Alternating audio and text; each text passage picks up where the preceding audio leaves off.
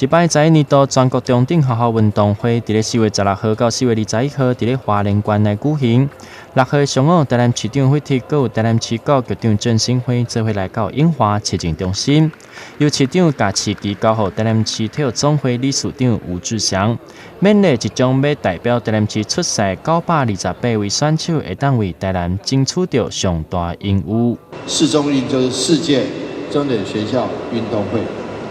那感谢我们台南市有8位选手，包括吴子怡在内，8位选手能够代表台湾出赛，当然也期待有更好的成绩。那奖牌数能够让世界看到台湾。大家可以看到这次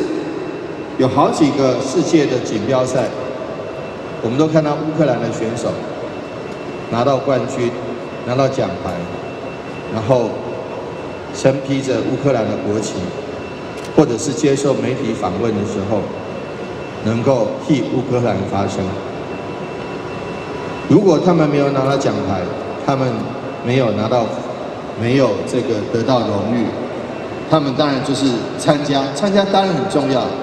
市长跟各位报告，参加一定是很重要。那他们也是让乌克兰被看见，但是当他们夺牌的时候，他们有了这个发言的平台，能够替他们的祖国能够赢得世人更高的崇敬。大家会想，你看乌克兰被俄罗斯侵略，他们的选手还是这么优秀。因此呢，我想政治不能干预体育，但是体育总是能为国家出声，为人民发声。这一点很谢谢各位，过去我们历届全中运的选手能够得到荣誉，得到奖牌。奖牌数是一个数字而已，但它背后代表着许许多多人的付出心血跟努力。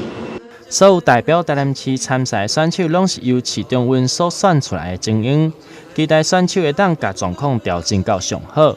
伫咧16号开始，欢迎市民朋友会当去咧网站来替台南的选手做加油。台南新闻刘品言采访报道。